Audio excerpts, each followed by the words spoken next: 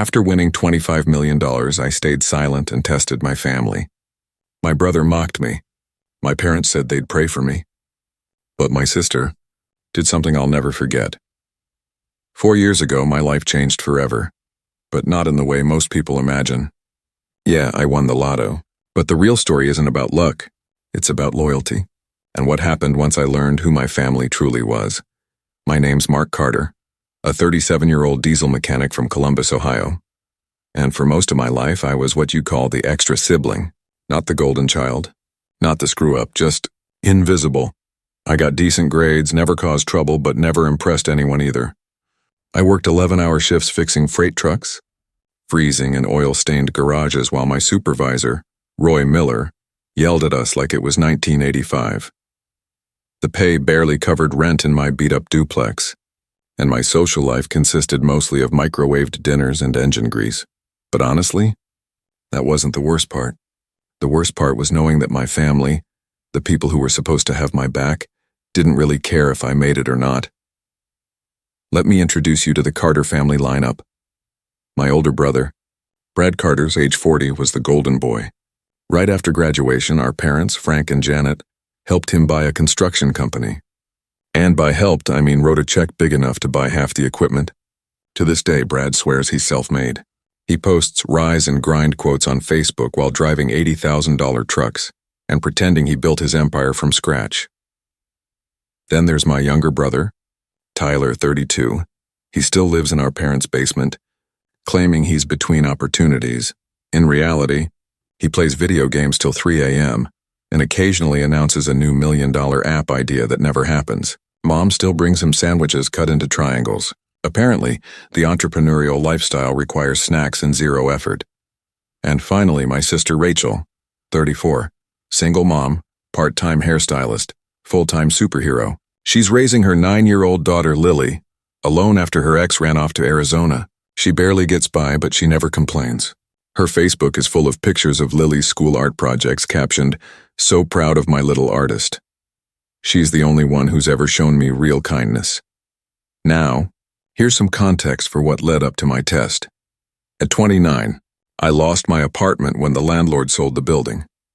I called everyone in the family looking for a couch to crash on. Brad said his house was under renovation. Tyler said the basement was too crowded. My parents said I was too old to move back home. So I slept in my truck for nearly 2 months. I showered at a 24-hour gym, ate gas station food, and pretended I was fine. Then my truck's transmission died, $3,600 to fix it. I had $200 to my name. Desperate, I called Brad and asked for a loan, not a handout.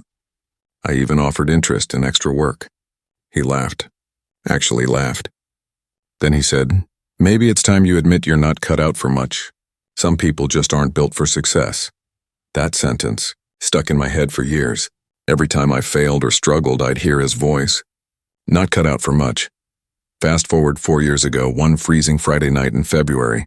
I just finished a brutal 11-hour shift. Stopped at a gas station for fuel and warmth. I had $50 in my wallet.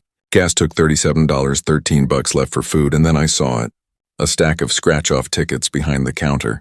Normally, I never play. But something in me said, why not? I bought a $15 ticket called Millionaires Club Die, scratched it right there on the counter. First box, $600,000. Second box, $600,000. Third box, $600,000. My heart started pounding. I flipped it over. Match 3 amounts to win that prize. I had just won $600,000. Wait, no. Turns out I read it wrong. It wasn't $600,000, it was $25 million after taxes. I'd take home $16.2 million, or I froze. Literally stood in that gas station for 6 minutes waiting for someone to tell me it was a mistake. When I called the verification line and heard that robotic voice say, "Congratulations, this appears to be a winning ticket," I felt the world tilt. I drove home in silence, put the ticket in 2 Ziploc bags, then locked it in a fireproof safe. Didn't sleep a single second that night. Monday morning, I was the first one at the lottery office. By Friday, I had lawyers, financial advisors, and tax experts building a plan around me. One of them, Karen Whitfield, said something I'll never forget. "Money won't change who you are. It'll reveal who everyone else is." We set up a trust. spread out investments, and made sure I could live comfortably without ever touching the principal. $700,000 a year in passive income. I could have retired right there, but I didn't. Instead, I decided to stay quiet and test my family. 3 weeks later, I started my little experiment. I called my parents first. Told them my company was cutting hours and that I'd been laid off. Said my truck broke again and my rent was going up. Dad gave me a lecture about building character through struggle.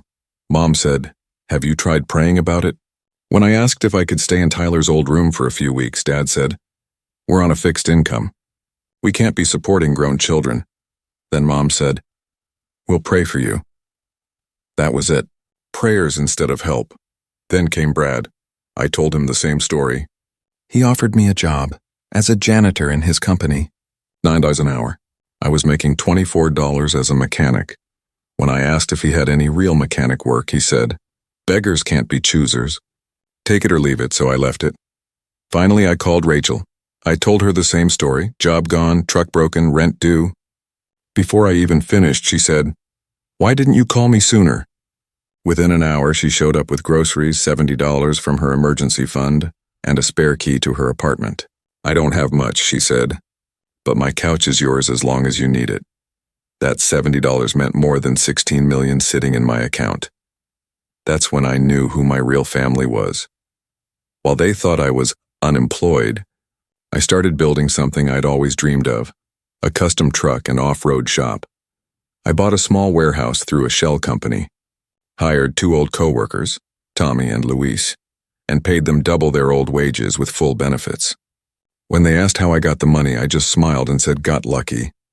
8 months later, Carter Custom Motors opened quietly. Nobody knew I owned it. Meanwhile, my family still thought I was broke. Rachel was the only one who checked on me, bringing dinner, asking how interviews were going. And one night she mentioned something interesting. Brad's company was falling apart. Clients were complaining. He'd laid off staff. He'd even yelled at Lily for playing too loud one day, and Rachel threatened to cut him off if he did it again. Poetic, right? A year and a half later, I bought Rachel a house. Not a mansion, just a cozy 3-bedroom with a fenced yard and a great school district for Lily. Through my lawyer and advisor, I made it look like she'd been chosen for a single-mom housing grant. When she got the keys, she cried so hard she couldn't even speak. I drove by the day she moved in, and seeing her smile was worth every penny I'd ever earned. Meanwhile, Brad's empire was collapsing. He called me one night using that fake nice voice. "Hey, little brother. Heard you might still be looking for work. Maybe we could partner up?" "Partner up?" "Sure, Brad, and tell me more." He said he needed a trusted investor to keep his business growing. Translation: he was drowning. He offered me 5% ownership. If I invested $500,000, I told him I'd look for an investor. And I did. Me. When we met at a steakhouse, he bragged for 20 minutes about his expansion plans. Then I slid my phone across the table. He saw my account balance, and over $10 million, his face went pale. "I had your company appraised," I told him. 3 firms. They all valued it at $100,000 because of all your debt. He was speechless. I leaned in and said, "I'll buy it. $100,000, all cash. You can stay on as project manager if you want." Brad sold the company 4 days later. He didn't have a choice. The next Monday, he showed up at work as my employee. I reassigned his fancy office, took away the company car, and paid him the same salary as every other manager, $60,000, no perks. No excuses. When he showed up late, Rachel, and now operations director, documented it. When he lied to clients, she called him out. When he complained, she reminded him that he was lucky to even have a job. Seeing Rachel, the sister he'd always ignored, become his boss, that was justice. Eventually, Brad's temper got the best of him. He tried to make a deal with me, demanding his executive role back. I told him no. He said, "You think you're better than me now?" I said, "No, Brad. I think I finally learned my worth." He quit that day. Walked out without clearing his desk.